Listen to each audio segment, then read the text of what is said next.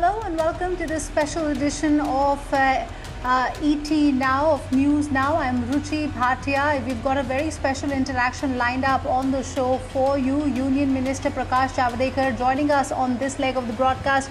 Hi sir, good evening. This is Ruchi, Bhatia. I hope you, your family and your staff is keeping well and safe during these times. You're joining us right after the Prime Minister announcing the 20 lakh crore rupee economic stimulus for the country. I want to ask you and basically play the devil's advocate as well. Your critics say that this will not do anything to create enough demand in the economy. All these measures are mostly monetary measures, are liquidity measures, some sort of fiscal support, or the fact that money should be put in the hands of people. That still hasn't happened.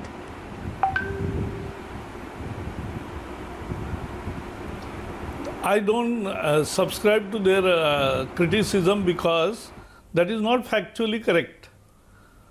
Wherever you put money into Indian economy, it starts rolling, and when the velocity increases, it makes the impact on economy overall, and therefore all money will regenerate more demand.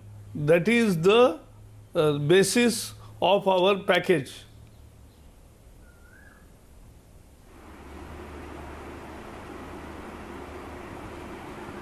Right. You know, the kind of reforms, sir, that we did see today, the Finance Minister announcing a whole host of changes and amendments to the Essential Commodities Act, 3 big agriculture-related reforms as well.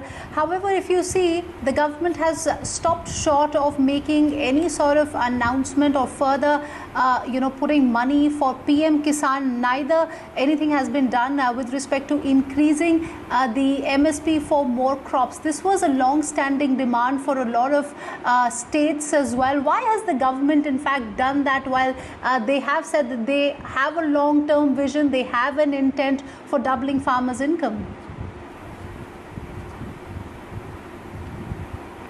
See, first I will speak my first comment about 3 very big reforms. Farmers were always demanding that they should be free from the clutches of one single agency where they had to market their product. They wanted freedom. That freedom is granted, so they can sell to anybody whom they want. Second is, they also wanted the better price. The whole farmer agitation was about remunerative prices, and how remunerative prices can be assured. Whoever are the buyers, if buyers will discuss with the farmer, and if farmer is okay with somebody, he has now the right and choice to go to him and get right price. So it is the right for right price. And Tisra, in Essential Commodities Act, the amendment which will be moving is really making him free. The Essential Commodities Act was the product of scarcity of food products. Now there is no scarcity. So putting up unnecessary restrictions on farmers when there is a good demand elsewhere in the outside the country, that export limitations should not be there, and stock limitations also should not be there. That is why this amendment, these are the 3 revolutionary steps which have been announced today. Those who understand agriculture economy understand the importance of it. More importantly, you have asked me why you are not giving handouts. We have already given in one family, 10 crore families, 2,000 rupees for Kisan Samman Nidhi, 1,500 rupees in their Jan Dhan account of the lady of the house, 2,400 rupees worth of 3 gas cylinders free of cost. Senior citizens have got 1,000 rupees, and states have given them 1,000, 2,000, 3,000 rupees. So all put together, these vulnerable 10 crore people have got money more than what opposition is demanding.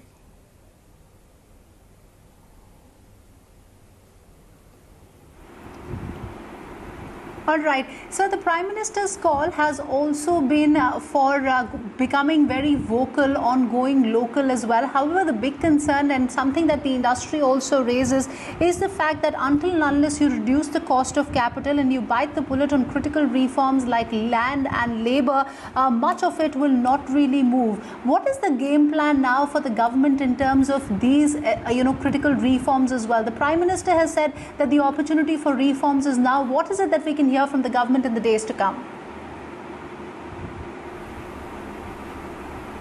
I think today you have heard 3 big reforms in agriculture. Tomorrow and day after tomorrow you will listen more, and hopefully on the fields which you are interested in. So let us wait for 24 hours.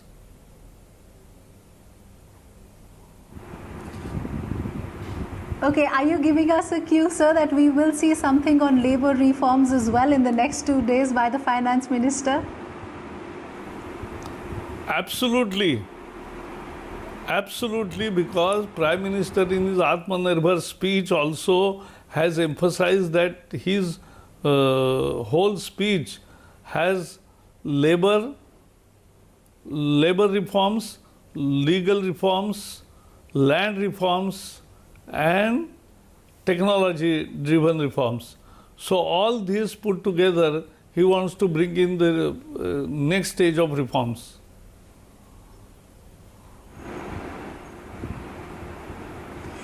Sir, the Prime Minister did say that lockdown 4 now will be very different from the first and the second lockdown that we've seen. We will see more areas opening up. You had various meetings with the states as well. Help us understand in terms of the big demand from states on opening up public transport as well as opening up the skies as well, the aviation sector as well.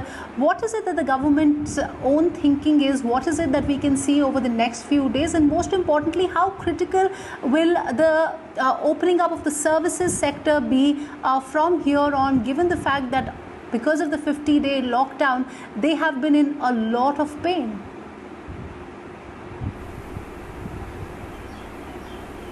See, as far as green zones are concerned, that is nearly 400 districts. It is practically now 24/7 good, not 24/7, 12 hours. All good economic activities are conducted. Industries have also started or are starting. And second is in orange zone, despite containment zone, there will be much freedom. And in the red zone, yes, it's a small area of worry where state governments and the local administration will finally put down the conditions locally which will be applicable.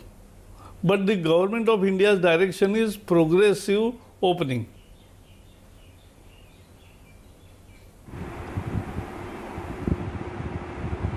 So you're talking about progressive opening. Does that mean that even the government will look at perhaps re-looking at the whole definition of red zones in itself? Because the industry chambers have reached out to the government and they have said that there is a need to re-look at the red zones as well and perhaps isolate the containment areas. Is that something that the government is actively considering? No, actually, Mr. Harshavardhan, the Health Ministry is capable to answer these because these are final niceties where the Health Ministry only knows what criteria they are deciding.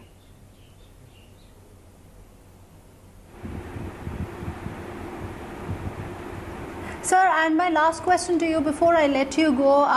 The Prime Minister did make a call for Atmanirbhar Bharat, but at a time like this when, global economies themselves are struggling with a response to coronavirus, do you see the world and perhaps India becoming more protectionist in the days to come? No, this is not about protectionism. He has made it very clear that we don't want to be isolationist. We don't want to be protectionist to that extent where we don't want anything. We actually want to engage with the world more. Today our imports are more and exports are less. We want to improve our exports. And as far as Indian demand is concerned, more and more production should be from India, make in India, and that is what means that less dependence on foreign. So reducing the imports, improving the export is the theme which Prime Minister has put before the nation.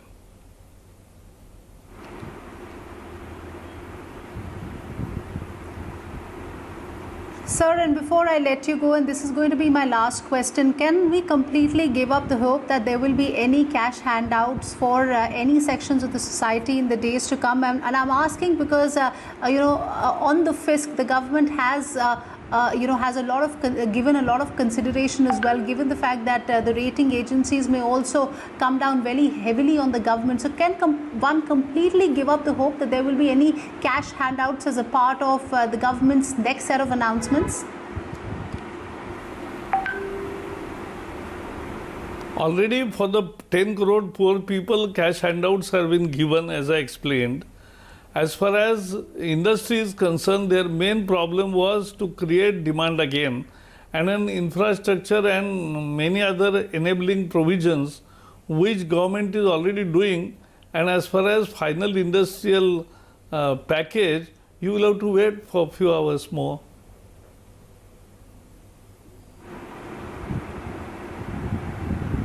For the industrial package, can we expect the government to announce some tax breaks as well? This is being widely anticipated. I know the government last year announced a mega corporate tax cut, as well for the industries. But perhaps the need of the economy is very different at this point of time. How important and how where in the pecking order does a tax break for the industry is at this point of time, sir? India is the probably only country with 15% tax rates. So that is the best position we could have taken any time, and that Modi ji has already taken when there was no COVID. And now we are definitely helping each section as per the requirement of the section. Every time cash handout is not the only way. There are more meaningful ways to come out of it. And as I said, final things already in MSME sectors, 3,70,000 crore have been pumped in. That is what you can say. Cash handout, if somebody defines it as a just donation or dole out, that is not the correct way to do. You have to do something and get something. That's the best possible policy.